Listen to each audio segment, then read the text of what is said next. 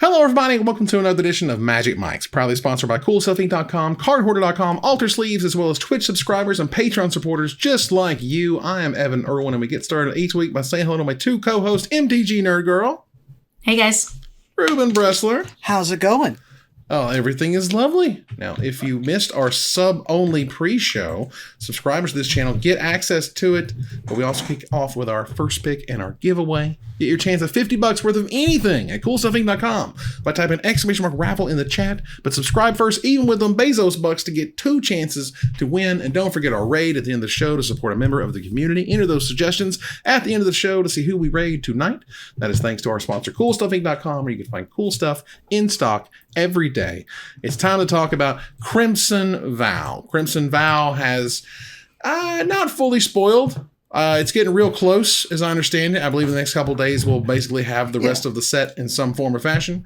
What I was talking about in pre-show, what I've sort of been noticing is that this is the first set to me that really feels multiplayer focused. Like they really leaned in to multiplayer ideas, multiplayer mechanics, or mechanics that work really well when there's 4 or 5 people around the table instead of just there's one person across from you.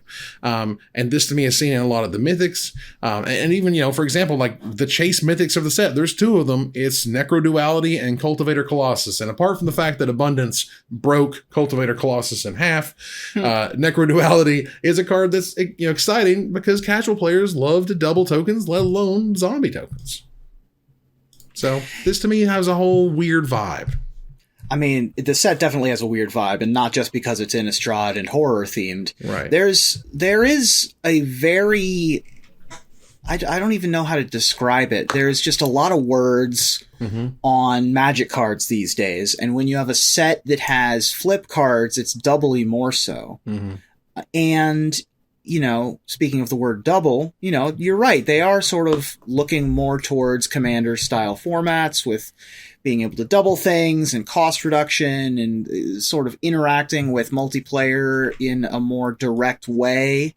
I don't think that it is overtly anti-competitive.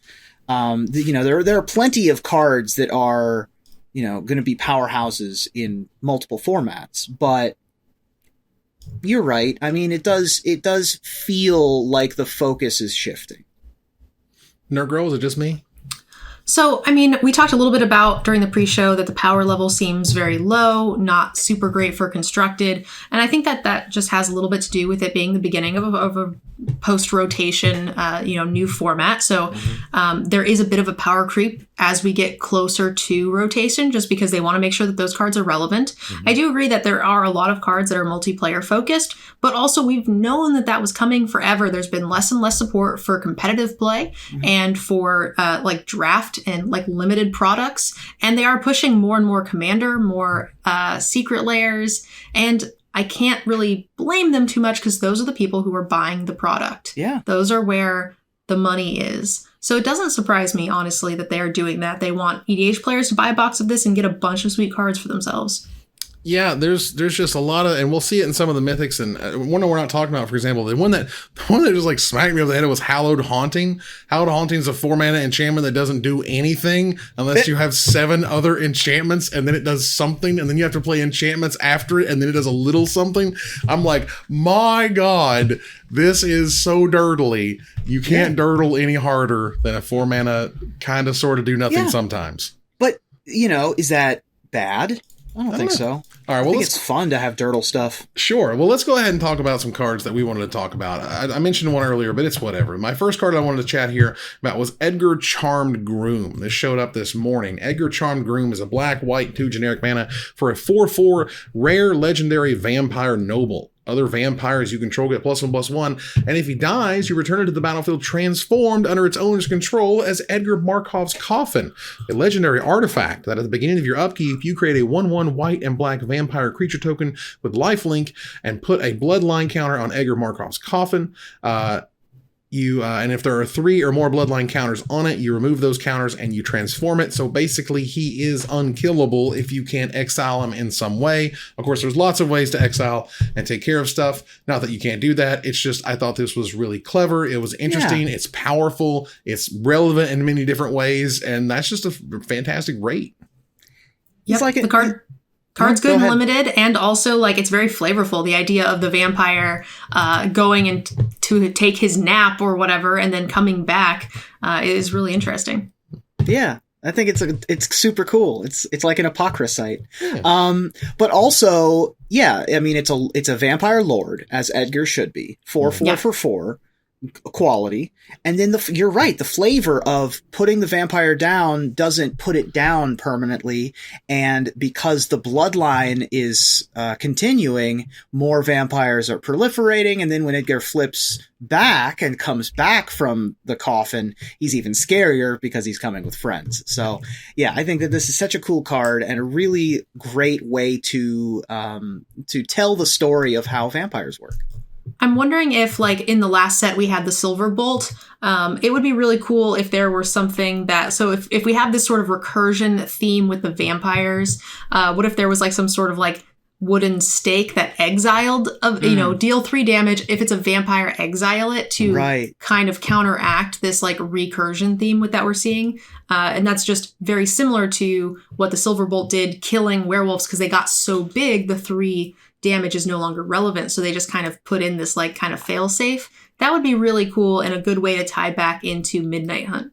I would go so far as to be like, well, either destroys a vampire, like sort of it destroys a werewolf with a silver bolt, or it does something like 13 damage to a vampire and exiles it. Like, let's get that flavor in there. Get the full thing going. Yeah, that sounds like fun. Well, that card's neat. The second one I talked about a little bit already, which is Cultivator Colossus. This thing is just a big dumb idiot, and I love giant dumb idiots that do things that are scary.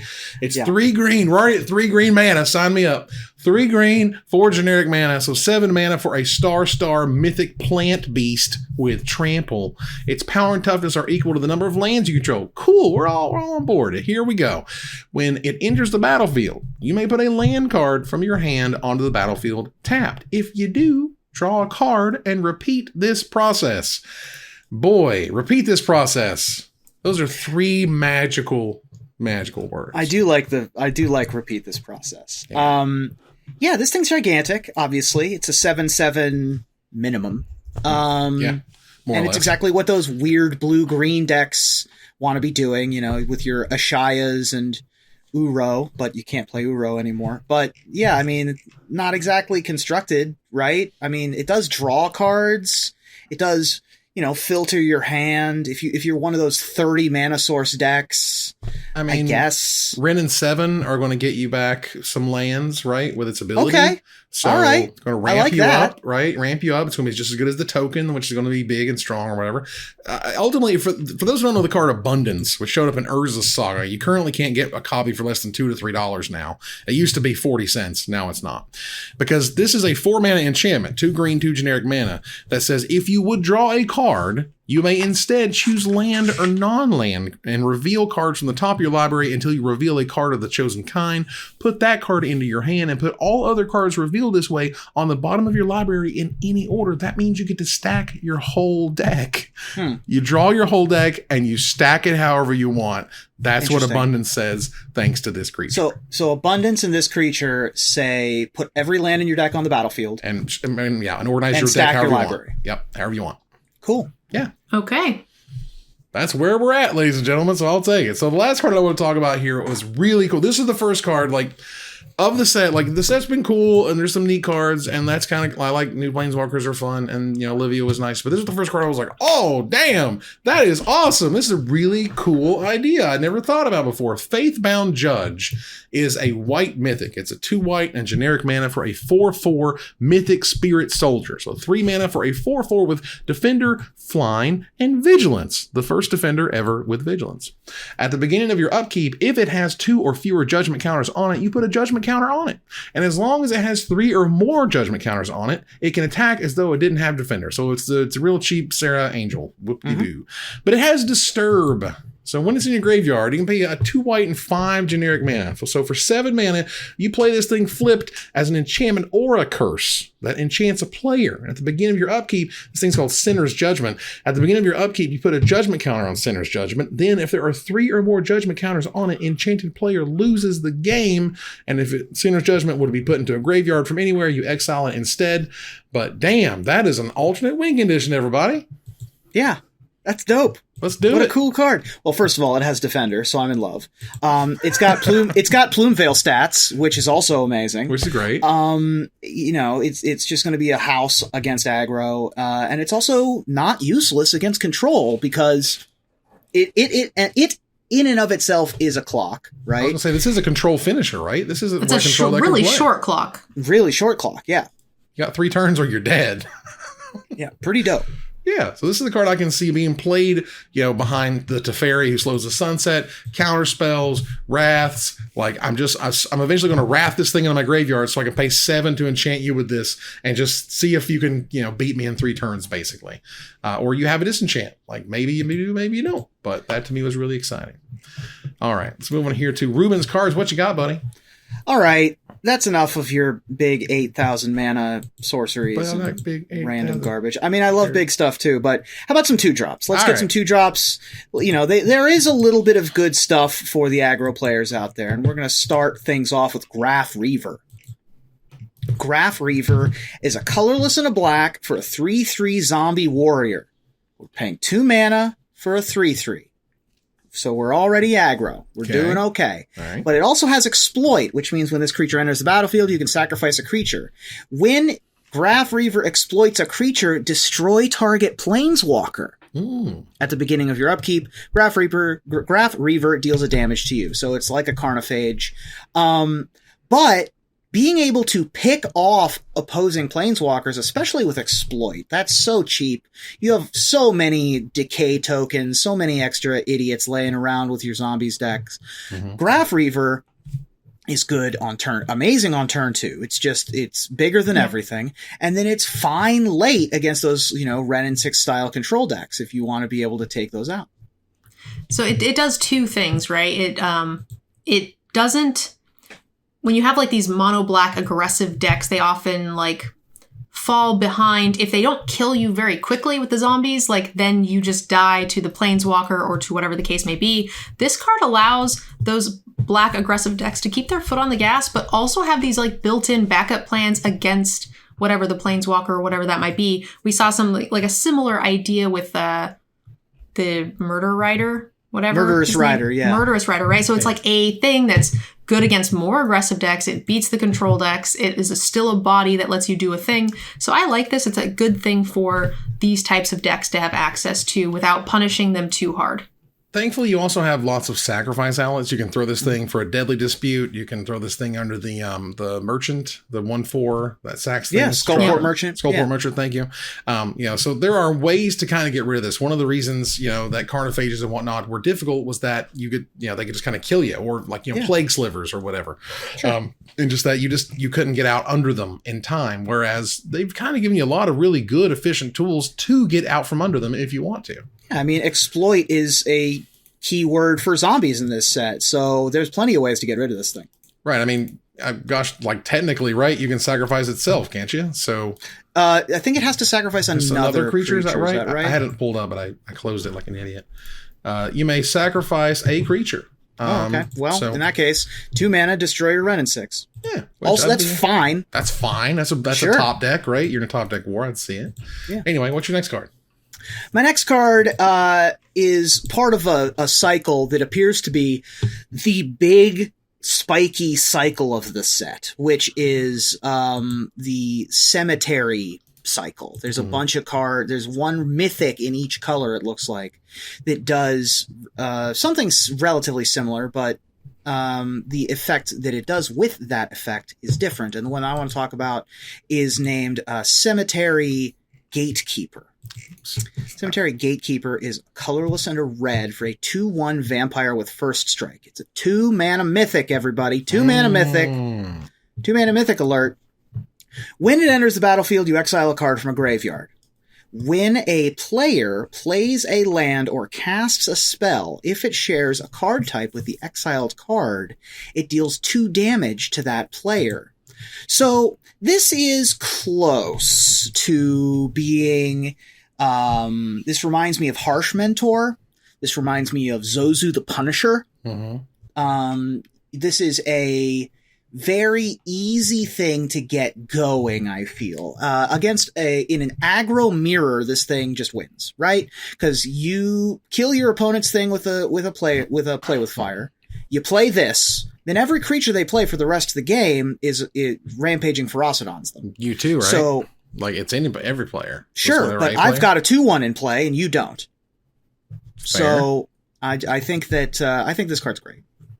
Yeah, I mean, so I agree. So, it does kill you as well. And if you're in that aggressive deck, that's also going to be punishing you. But you can kind of pick and choose the card that is least overlap with your deck and more overlap with theirs to kind of make sure, if you do instance, or maybe it's the opposite. You take their creature in mono green, and then your deck is like some vampires and a bunch of burn. Right. And so you're just like, okay, shock yourself, I kill you. You shock yourself, I shock you. And you're able to kind of get that engine going. And it's not legendary, so it's going to stack, which is going to be pretty nuts. Yeah, I mean, I love the stacking ability of it. I love any 2-mana mythic always makes, the hair stand up. I'm sorry, what? You said a 2-mana mythic, and it's like cool, got really neat abilities. And so it's also an ability that, for me, just isn't like, it's not very flashy. This is it's long compounding. It takes time. But the other part of me for the cemetery, the cemetery sort of cycle, which is like, it feels, again, like a multiplayer type cycle, because you would have lots of options if you could pick between 4 or 5 graveyards versus just your opponent across from you. Have they played something? Were you able to kill it? Do you want to play this when there's no cards in any graveyards? Like, should you wait? You know what I mean? Like, do you want to? Like, if that means you have no 2-drop, should you not play it anyway because you're trying to hit your curve? You know what I'm saying? Like, right. For me, the constructed, again, the player versus player stuff is more difficult versus like a big, board where everybody's playing lands, so everybody's taking damage, or they're playing creatures, everybody's taking damage.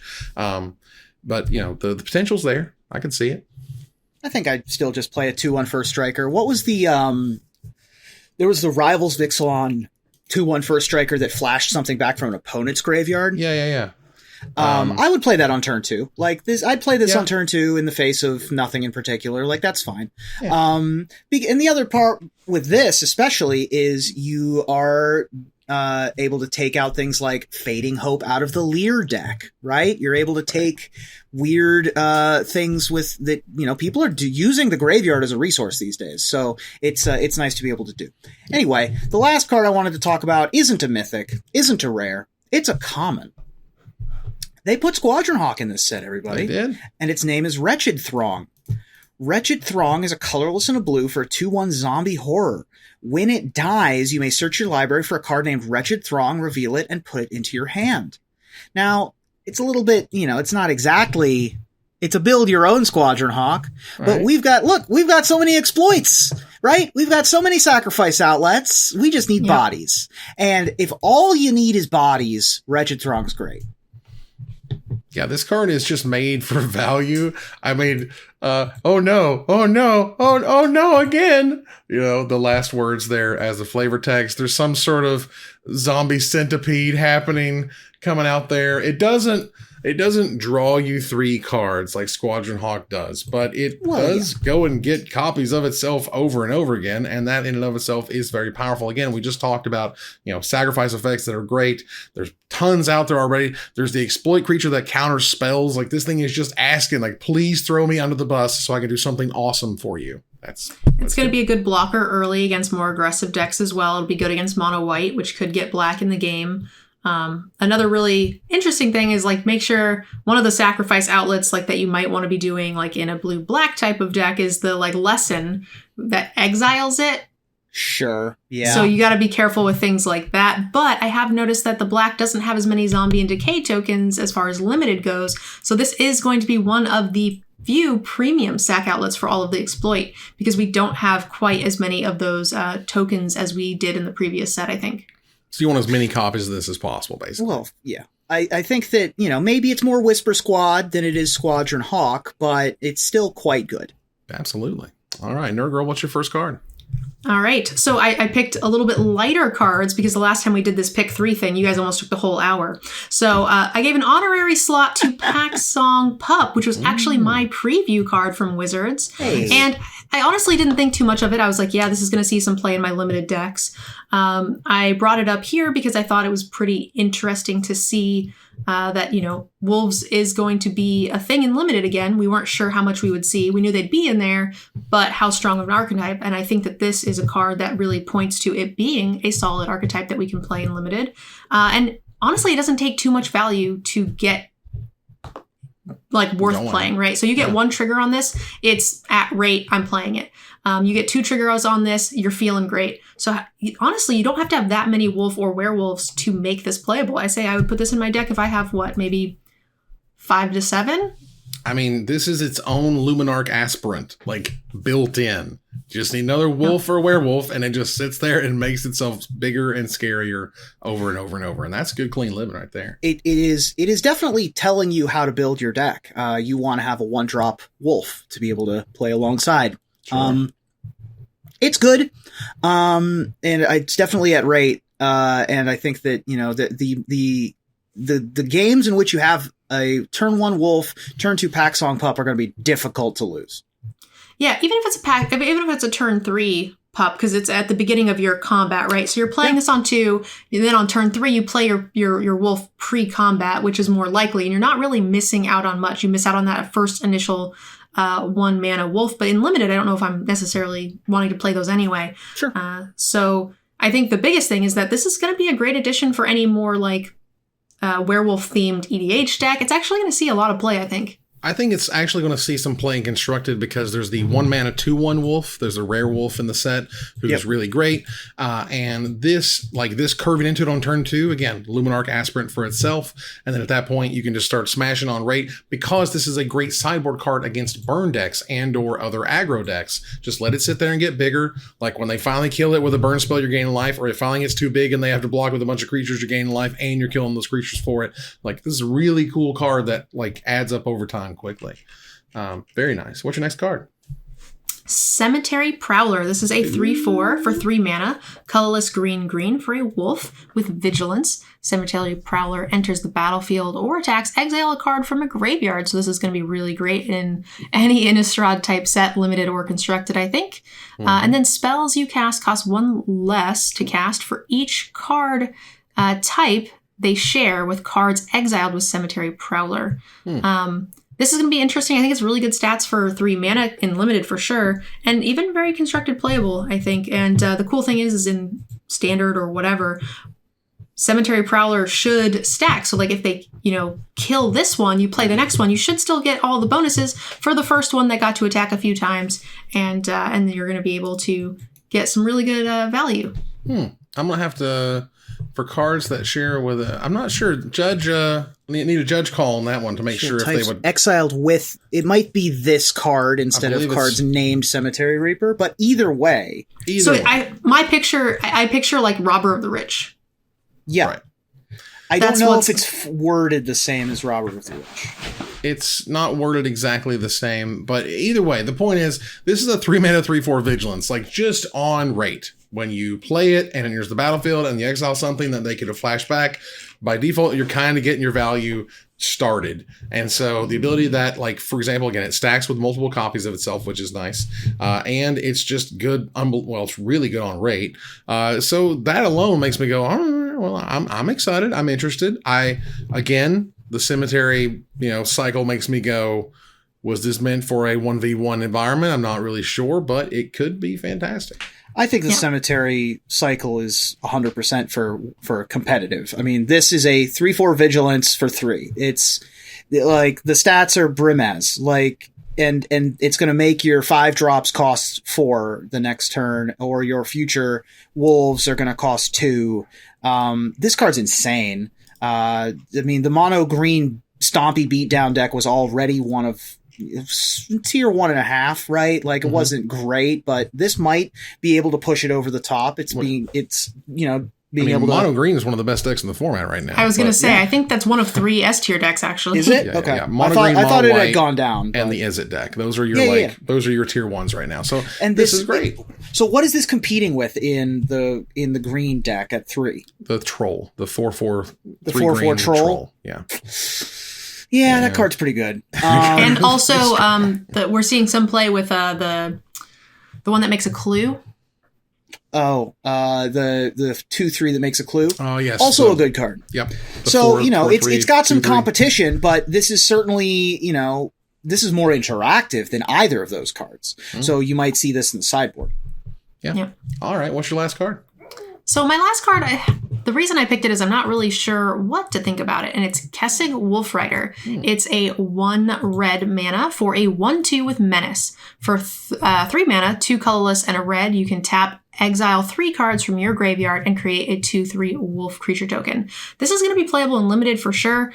My major kind of like head scratcher moment is I was thinking, okay, like green... green and blue have a lot of graveyard synergies. So then I thought, okay, what is the red-green deck trying to do? It's not trying to do this. So it's like mostly black-green that does a lot of the graveyard synergies that we're seeing. Mm-hmm. So there aren't a lot of cards that I could see wanting this type of an aggressive creature that poops out dudes that also incidentally gets a ton of cards in my graveyard with like recursion and stuff. Well, so it seems weird, but it seems interesting. No, it seems really cool. Note it does make 3/2 wolf tokens. You misspoke there a little bit, but as a maker of 3/2s over and over, this is great late game. And turn 1, it's a menace guy. 1/2 menace human is very upsetting to me. It's a human knight. It's trying to be like a Grim Lavamancer for the wolf deck. I agree. I don't know what to make of this card. Left unmolested, this card will take over the game because all of your wolf synergies are gonna, every time something dies, you just get more wolves out of it. Right. Yeah, it's tough. It's tough to gauge. I am perplexed by this card. Well, there you go. This card is ultimately really interesting. And I'll take my neat little weird rares. I mean, there's worse. Let's see here. I'm gonna pull up the page here as we move on to gathering the Townsfolk, thanks to our sponsor, cardhoarder.com, right there, offering the best inventory prices and delivery of cards for Magic Online. Let's move here to gather the Townsfolk. I want to talk a little bit about the arena state of the game. Let's bring that up here. Kaboom. Posted today by Wizards of the Coast, where they talk basically about Crimson Vow. Crimson Vow is coming in a week, and here's what's going to happen, how it's going to work. There's going to be the new mechanics. Training, they have these really cute icons when things have certain abilities, which I always enjoy. Training is the backward mentor, and it should be really sweet. And of course, it just shows a training trigger, which is cool. Cleave. Okay, Cleave. I'm telling you, man, this is front runner for the most awkward and or uncomfortable kicker variant I've ever seen. This is just kind of ugly. I really dislike the graying of the text versus the removal of the text. You can still see the bracketed text on the left-hand side, but if you got rid of it on the right side, it would look, I think it is really nice, really clean. The whole problem with this mechanic is its cleanliness and lack thereof.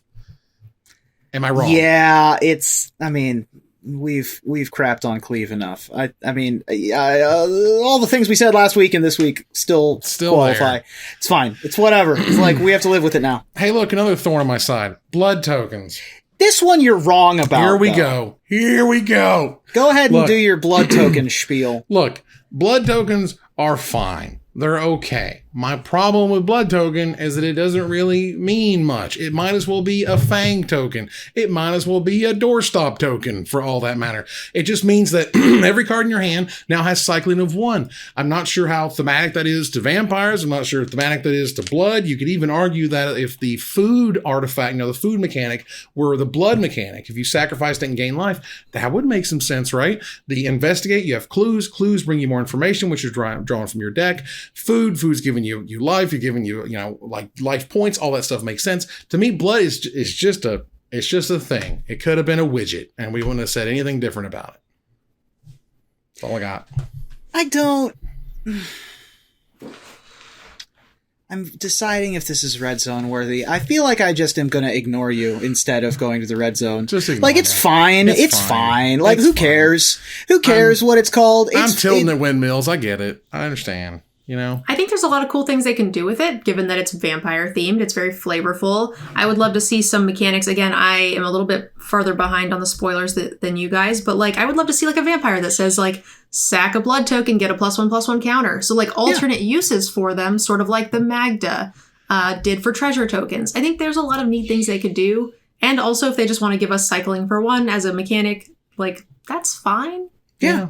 I They mean, put cycling for 1 on Magic cards, so I don't see why making a counter that cycles for 1 is that bad. Now, also, what is your suggestion? What would be the better way to do it? What is the name of the token that would be better than blood? That would be like, that's what that card should do. Hold on a second. Well, first of all, I think a very good point was made by Pharmacist Judge, who notes that blood works great with madness. Yeah. Now, if there were madness cards in this set, you could say that the blood was driving them insane, and that's what drove the madness, right?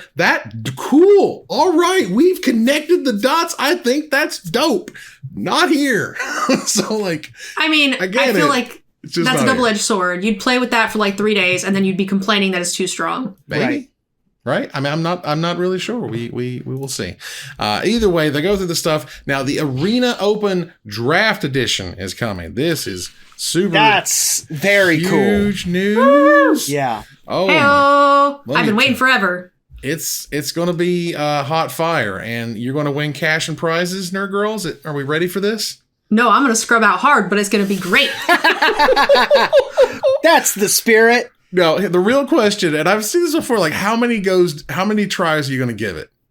That's what I'm curious about. If, obviously you go 1 and you get there, that's great, high five. But if you play it and you don't get there, how often are you going back to the well? I mean, it depends if viewership is high, if people are having fun. Like I'm likely to stream this. I did my first sealed.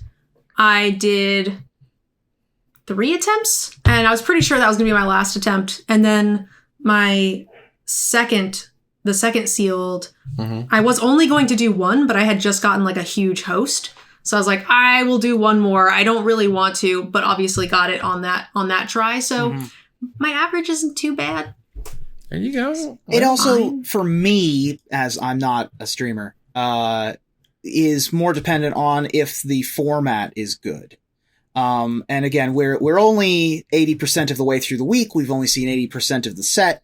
Right. So all the cards that come out tomorrow, which are a lot of the commons, they save a lot of the extra stuff for the to take it out with the trash on Friday, is going to depend heavily on, how it plays for me. Well, I mean, luckily you have a month to think about it. It's not until December 4th, where day 1 will be available in best of 1 and best of 3, and day 2 will only be best of 3. You filthy casuals. And they're doing more jump in, which is jumpstart for standard cards, which apparently is very popular, which is great. Whatever it takes to build new collections is fun. You're getting to do a phantom quick draft for Midweek Magic. That is going to be super duper dope. November 16th, the Midweek Magic event is going to be a phantom quick draft of Crimson Vow. You can draft the set 100% for free. You don't get to keep the cards, but you get to draft the set, and there's going to be prizes involved in that, which like card rewards and stuff, which is awesome. This is great. Get people into drafting for $0, no overhead, just show them the set. I think that what they want to do with this too is like, I saw someone recommended this or suggested this on Twitter, is that this is a good way for them to build up stats to correct the bots, because they get a lot more data on that. And also if you give people some experience with the set, they might be a little less hesitant to spend some money on it. Yeah. Just a home run all the way around. Definitely getting the crowdsourced information is something that I didn't consider. But that's a great idea. Yeah, and as Pharmacist Judge noted, this is against bots, so you'll have all the time in the world to pick your choices and build your deck as you see fit. So high five on that. And from November, I do hear that there's some articles with some set reviews that could help you guys out with that while you are drafting. Where would that be?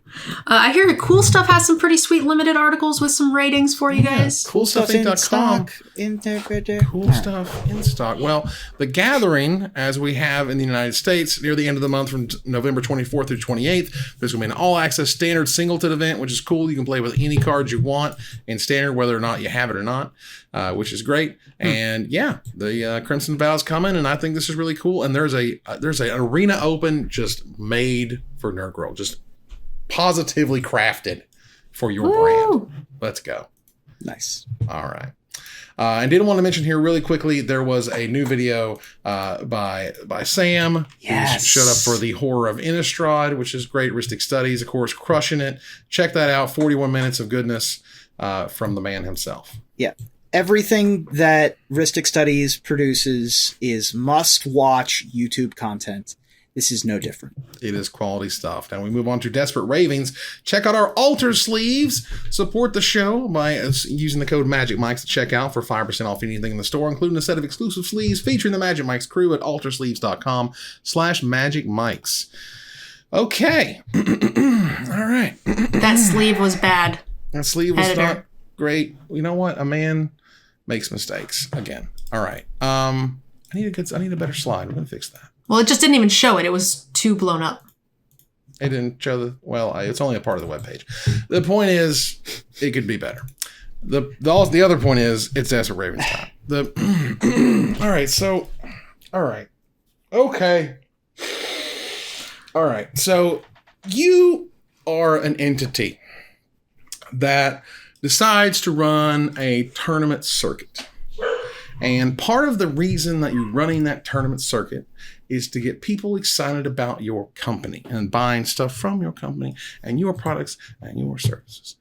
And let's say that you were to have an event at the end of the year and you wanted to give away $100,000 of your money, $100,000, not to cover the costs of getting all those people there, not to cover the cost of renting the space, not to cover the cost of the hotel rooms of the people who come in that you're hiring to do the event. No. $100,000 in prizes. You're gonna do all that. While at the same time, you have been instrumental in the live coverage of Magic the Gathering. And in this event, where people have qualified, have played in multiple events over the course of the year to reach this thing right here. And you have no coverage whatsoever of SCGCON. I can't handle it. Normally, not one to throw into the ring. I can't. This is something I cannot abide by. And the dismissal that no one watches coverage. Are you out of your mind? Are you actually insane? We have not had a live, high-level, competitive Magic event for almost 2 years. And you're telling me you wouldn't have an audience? You wouldn't have thousands of people waiting, salivating to watch every damn minute that you could show them, every deck tech, everything, because it would be hard, because it would be expensive? Are you out of your mind? You're spending $100,000 just to give it away, and the best thing you got out of it was a tweet? Are you insane? I don't understand. You gave away $100,000. You spent tens of thousands of dollars in man hours making this event happen, and you flushed it down the toilet. You flushed it. I would feel bad about myself if I was in the argument of we don't need coverage for this event. Are you out of your mind? Are you completely insane? I would die on the hill. If I would die on the god. You would shoot me dead before I would let you not have coverage of this event. Are you crazy? Do you your money? Do you like throwing it away? Did you enjoy lighting $100,000 on fire? Did that feel good? What are you doing? Yeah. What is happening? Am I insane? Did I lose something? Did I forget that somehow between me and this other guy over here who's hosting, we helped build an unbelievable marketing arm for the company that you're not even using? Yeah, Oh my god! I think it hurts us more because we built it. Also, take a breath, Evan. Have some Diet Cherry. I think it hurts more because we built it. But also, stepping back and looking at why you have the Star City Games Open Series, you have two reasons. One is to buy cards, to send out the tournament series to go buy cards from around the country.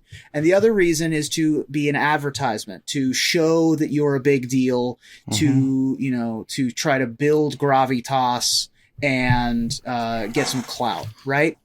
You're holding SCGCON in Roanoke, so you're not doing it to buy cards. You're not holding that event to send out the vacuum.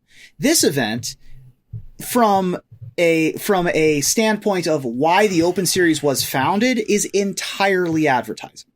And to have that event at the end, quote unquote end, let's not kid ourselves, we're still in a pandemic, but we are on a downswing, and they held this event live. To have this be the first big live thing that SCG is doing, to have it as a, not just an open, but as a championship event where they're giving away 6 digits of prize money, where they have all of their personalities and all of their people, to say that people, to use the excuse people don't watch live Magic coverage is laughable. Like, that just is not a thing. And also, why do you have Cedric Phillips in charge if you're not going to have live coverage? Like, why, like, what is the point of your marketing department if you're not going to market? So it does feel wrong and feels bad, particularly because they had no GP or no. There's no coverage for the Magic thing in Vegas. The Magic thing in Vegas, exactly. There's none. So that I understand. The no coverage in Vegas, I understand. Vegas is expensive. That was a precedent, right? That was a precedent before the pandemic. We understand it sucks, but we understand.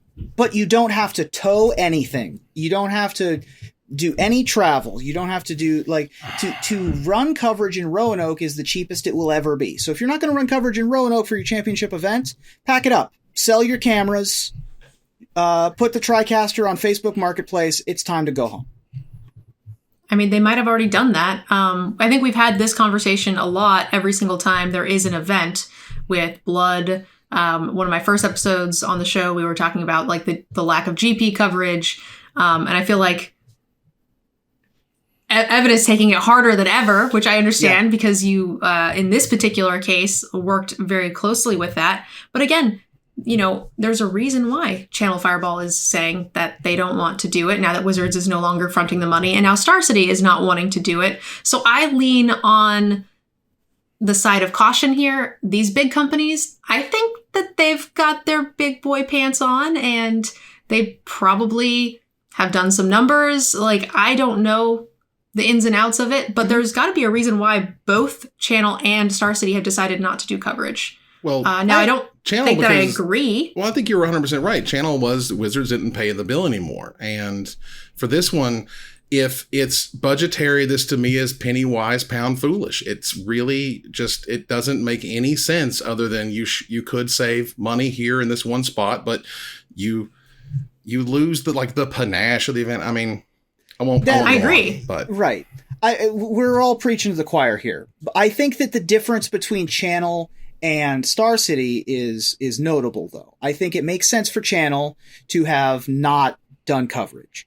Vegas is expensive. They got burned by the pandemic. They lost Channel Fireball events, right? RIP Channel Fireball events. Right. And, you know, first event back, they're not going to go whole hog into it, especially after they just put a bunch of resources into the Flesh and Blood event that was also in Vegas and was also Channel Fireball coverage, right? Right. So that I get. Star City Games is in Roanoke, Virginia. They could walk the cameras to the convention center. How much could it possibly cost?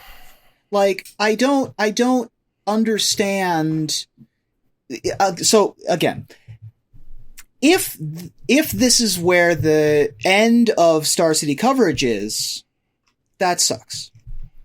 Because I think that that's what this points to. I think that this says, if you're not going to advertise your $100,000 event, there will never be another coverage of the Open Series. There just won't be. And see, the thing is, as it turns out, there was Magic coverage on the weekend of the mocks and the cube drafts they were having. And I'm guessing the viewership of that sucked because it's Magic online. It's not in real life, and they didn't have to qualify. I mean, they had to qualify for it, but not in a way that a third-party company pushed the entire year. Yada, yada, yada. Anyway. Okay. That's all I got, unless you guys want to chitter-chat. No, that was good. Someone should clip that and save it for posterity. I'm sure someone will. We should put the rant on Twitter or something. Yeah. Mm-hmm. All right. Well, let's move on here to a small little bit, just a bit of spot gloss, as it were, in terms of a story on this one. They recently had the Prater versions of the legendary Praters. They had the Phyrexian versions they put up on Secret Lair. Cool. And then they sent them out as, there's a normal version, there's the foil version. Well, you would expect that they would show you, which one was which, but you kind of need to know which one is which when you look at the boxes. Yeah, I was very confused by this. When this was posted in our Discord and the quote was, pick which one's foil, and I was like, should I know? Am I supposed to, what am I missing? So I zoomed in on the image. I was like, I don't understand. And then it turns out the joke is, nobody can tell the difference. Yeah, the only difference, spoiler alert, it's the bottom one, because if you look at the bottom and the top version, the bottom one is basically a smaller version of the top line. The top line is a smaller version of the one above it, as it were. And so there's extra characters on the second line, basically, and that's what denotes the foil version. And that's cute, I guess, but it's just it's one of those things where I'm all about it. All right, I think this is cute. I think this is cool. I think this is clever. Don't get me wrong, but just a little something, just a little, like an SLD, something with an F, SLD Prater, just something, a little tiny. It could be in the corner, it could be on the side, it could be on somewhere, just somewhere to help me. Print the words in silver. Print the Phyrexian in silver. There you go. Give me a clue. Give me a context clue, because God help how many poor people are going to be sent the foil version when they order the non-foil, or the non-foil when they order the foil. How many pulling problems that you're going to have in retailers all around the world. Oh my God. This is one of those things where I understand that Wizards doesn't have to pack, store, and ship all of their products to individual customers all around the world. They make the cool things and just kind of push them out the door. Well, the people at the end of that line who sell things to other people, this will drive them insane. And we beg you to put anything on it. A star. Give me a something. I want the cool part. You can keep this part. Just on another part of the facet of the box. Just give me a little something. Just a little something. That's all I'm asking for. Something to denote it that's not Phyrexian language, please. Thank you. Yes. Whew, goodness. Yeah, that was messed up. All right, so just to move on here, because I wanted to talk about it, let's move on here to some splash damage. There's been quite the kerfuffle, as it were, today about Flesh and Blood, about the UK National Championship, and there was a dude named Matthew Foulkes who went 15-0 at the event. And it was pointed out that on coverage, many shady things happened. There were things that were noted that should have been, or there were things that should have been noted but weren't. And there were things that were taken back because, hey, we're just, we made oops mistakesy here. And before you know it, the guy's 15-0. And so there was calls for investigation. Hey, this is weird. This is shady, and so on. And so there was an investigation outcome post about it on fabtcg.com, where they post their findings here, and all of that is whatever. It's fine. It's a thing. The issue with this entire statement came when it was kind of sort of explaining itself, and they were trying to say the expectations of recorded games and community reporting and what that means. And they came to the point where they said, this is a quote, "We do not condone members of the community engaging in, quote, witch hunts, unquote, or harassing/bullying players in cases where they believe a rule has been broken. We believe that a, quote, witch hunt, unquote, culture resulting from scathing scrutiny of streamed gameplay will ultimately lead to players declining to play on stream because of the perceived risk. We believe that would be a major loss for the entire Flesh and Blood community." You know what would be a huge loss for the Flesh and Blood community? For you to kind of be okay with people being shady and cheaty in many ways. You don't want to come down on the wrong side of that issue. And as we've talked about, and as we've talked about people we know, this scares like the high level, like, you know, sort of what I would describe as the good high level, you know, players that you seem to want to court. They don't want anything to do with shady, weird, you know, like angle shooty play. The people who are the best in the world at that type of stuff, the people who aren't afraid of being on camera, aren't afraid of any of that. Like, they might have one honest mistake here and there, and we've seen that happen. But at the same time, we've seen cheaters, straight up cheaters, cheat on camera because they just can't help themselves. And if you're trying to say we can't call out people when they do cheaty, strange stuff, that's going to be an issue for the game, period. And the other problem is that we have a history with this particular gentleman. Although it is between, you know, it's difficult when you're transferring between games, right? Where I don't want to, you know, I don't want to have a banned list of players and a suspended list of players between every competitive game that exists. However, it is a fact that the gentleman in question, Matthew Foulkes, was suspended 18 months by Wizards of the Coast in the old Flooded Strand story. Remember the Flooded Strand from English Nationals when he tried to double dip? You know, that's a pattern of behavior kind of thing. And, you know, I think that Flesh and Blood needs to look in the mirror and they need to decide what kind of game they want to be.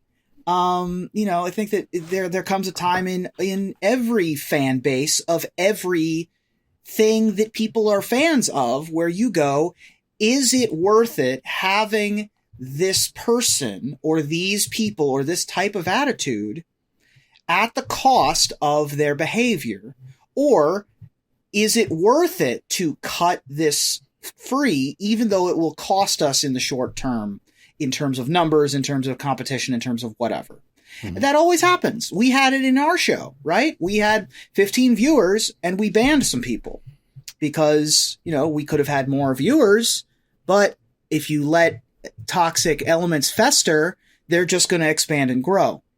Flesh and Blood needs to do some soul searching and decide if that's the kind of person that they want to have in their midst. I'm wondering if I personally, I mentioned this in the pre-shows, that I don't think that this is going to be just a situation where they just don't want Matthew, whoever, and his following to leave the game. I think it's more of a situation of like you said, he was a Magic person who has been around the block a lot, probably has some friends. And I'm wondering if there's a certain amount of that of him being shielded because he did get caught doing something shady. Yeah. You know, you see similar things when sports players cheat or sexual assault. And I mean, I don't know, I'm not trying to like necessarily compare those two things, but there are corporations, teams, organizations that like try to like sweep some stuff under the rug. And I think that that's a bad look. And if I'm going to travel to Vegas for your next event, like I don't want to go there and think, okay, well, if someone cheats against me, they're just okay with that. And then it's like, okay, well, if they're okay with it, I might as well cheat. And then they're making the situation infinitely worse. Yes. And that is not a good precedent to set because now you're just going to end up with more cheaters and a less enjoyable game. The key thing that you mentioned is that the incident itself isn't the problem. It's the response to the incident. It's the attitude. It's the attitude. Yes. It's all right. So here's the way I would sort of put it. If I were talking to the creators of Flesh and Blood, whoever wrote this thing, I would say, hey, look, listen, you have created a lot of boogeymen. For example, you say scathing, you know, it was a scathing scrutiny of stream gameplay. You're going to get that scrutiny every time. Every single time. There's never going to be a not scrutinized gameplay video. It's just how the world works. We like finding problems. We'll find them if they exist. And then you say, well, ultimately lead players to declining to play on stream. Brother, we ran SCG live. That's not going to happen. And if someone doesn't want to play on camera, that's totally cool. You just find the next person down the way. You'll find somebody, I promise. People like the spotlight. Not everybody does, but people like the spotlight. And you know who also likes spotlight? Cheaters. And you'll find them because they do stupid cheaty stuff on camera. So, like, I hate it when people kind of put the boogeyman up of, like, we should do the right thing, but what about this boogeyman? Like, that boogeyman ain't going to get you. That boogeyman's not going to harm you in ways that say, well, could we just not, like, give people a hard time? No, bro, don't cheat. And if you don't cheat, you'll be lauded for your accomplishments. Like, that's kind of how it works. Yeah. So, that's all I got to say about that. All right, let's see here. Well, and one real quick congratulations to Tolarian Community College. They raised a whole ton of money, over $500,000 lifetime, which was amazing and fantastic. CSI, what was it, 125-ish? 125K, something like that, I think, of the final. Amazing. Yeah, unbelievable. So congratulations to them. Let's take a look here at this thing. They racked up, goodness, $142,000. Wow. $147,000. Goodness gracious. Congratulations to everybody. Jeez. This was awesome. A bunch of people submitted stuff for prizes. CSI got involved, which was fun. And always a great time with the professor. Cool. Let's turn the corner to the finisher. Twitch streamer and MTG player Amaz was accidentally given a Crimson Vow preview card when WotC tried to give a preview card to the news aggregator site Amons. But as a result, both Amaz and Amons got previews. So based on that misspelling snafu, who might be next to get an accidental bank error in their favor, Reuben? Well, I don't get previews much, but there is hope for me to get some OnlyFans premium if they accidentally subscribe to Mox Booby. This guy. Nerd Girl? So I am MTG Nerd Girl, but there are lots of Nerd Girls. So I'm looking forward to getting some free basketball tickets courtesy of MLB Nerd Girl. Yeah, the baseball tickets too. Unfortunately, nothing rhymes with Mr. Orange, so there's not much chance of me lucking into a preview, but maybe, just maybe, I can get a free slushie from Mr. Orange Julius. Hey. Sports show, Orange Julius, let's go. That ends another live episode of Magic Mics. Thanks for joining us here to discuss all things Magic. Thank you, Nerd Girl. Thanks for having me. Thank you, Reuben. Good night. We move here to our final slide. I want to thank our sponsor, CoolStuffInc.com, our co-sponsors, CardHoarder.com and Alter Sleeves. Use the code MagicMics on AlterSleeves.com. My co-host, Nerd Girl and Reuben Bressler, you guys for watching and listening. I hope you support us at Patreon.com/MagicMics. Please follow, like, tweet, favorite, share, subscribe to everything social that tells people we exist. Catch us online on our Discord, twitch.tv at Magic Mics, on Twitter at Magic Mics Cast, our Magic Mics subreddit, and like the Magic Mics page on Facebook. Or join us here next week, same time, same place, for another episode of Magic Mics. Good night, everybody.